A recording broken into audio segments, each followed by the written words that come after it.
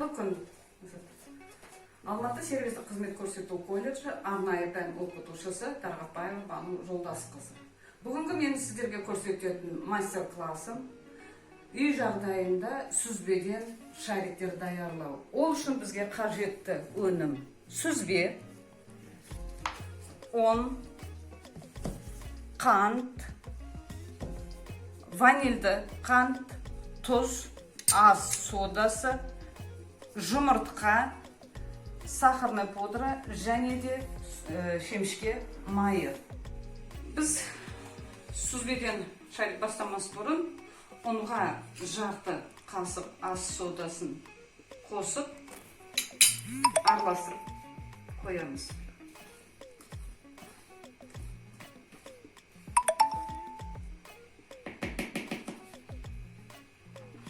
Ендігі кезекте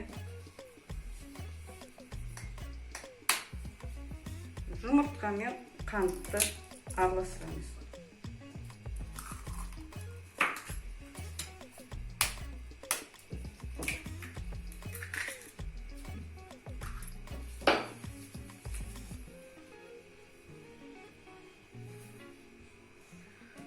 Біздің сүзбе шариктеріміз дәмі керемет және де хош иісті болу үшін азғандай бір қасық ванильді қант қосамыз. Және де бұларды біз жақсылап тұрып араластырамыз.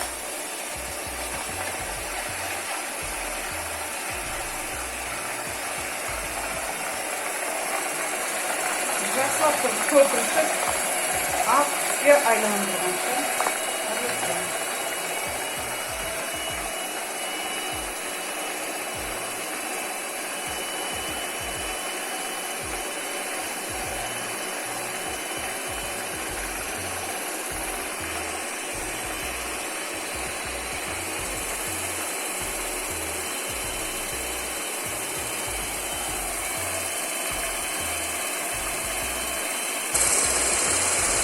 Қант пен жұмыртқаның қоспасы қаншалықты жақсы көпірсе, біздің ірімшік шариктеріміз де соншалықты сочный болып шығады.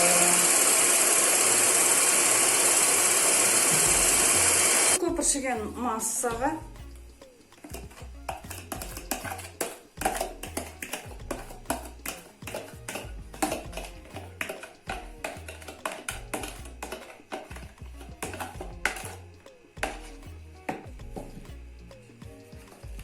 сүзбені қосамыз.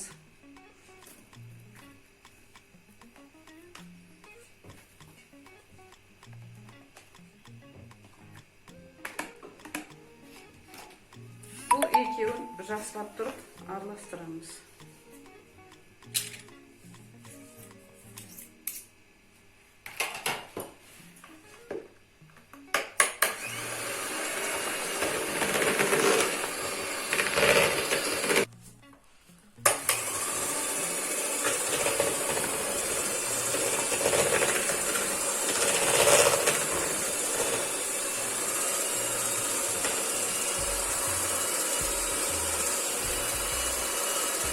Жұмыртқа мен ірімшіктің массасын бір келкі қоймалдың массаға дейін жақсылап тұрып араластырамыз.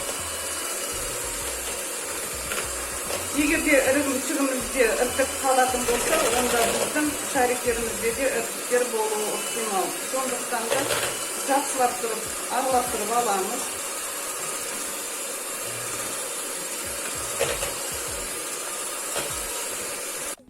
Алдын ала дайындап қойған ұнға бір шымшым тұз қосып, тағы да бір жақсылап араластырып аламыз да, енді осы ұнды ақырындап даярлап қойған массамызға салып араластырамыз.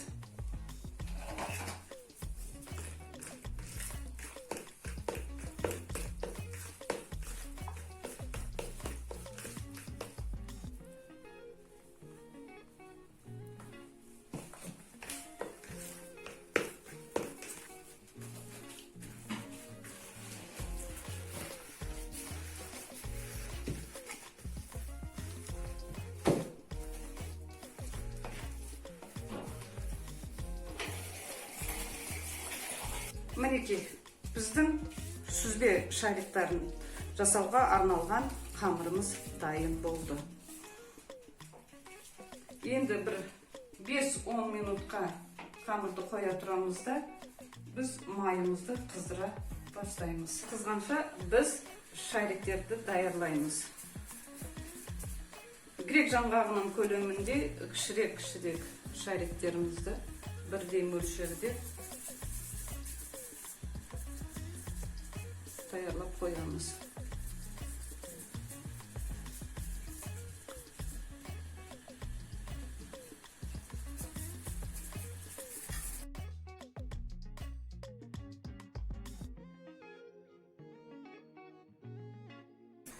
Мінекей, шариктеріміз дайын. Енді біз бұны қызып тұрған майға салып қуырамыз.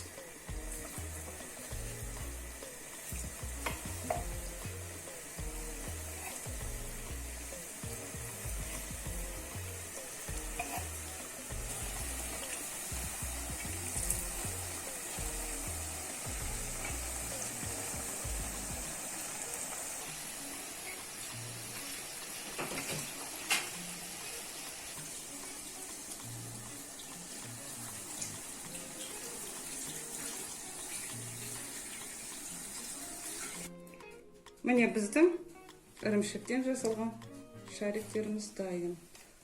Және де дәмдірек болу үшін сахарный пудра себеміз бетіне.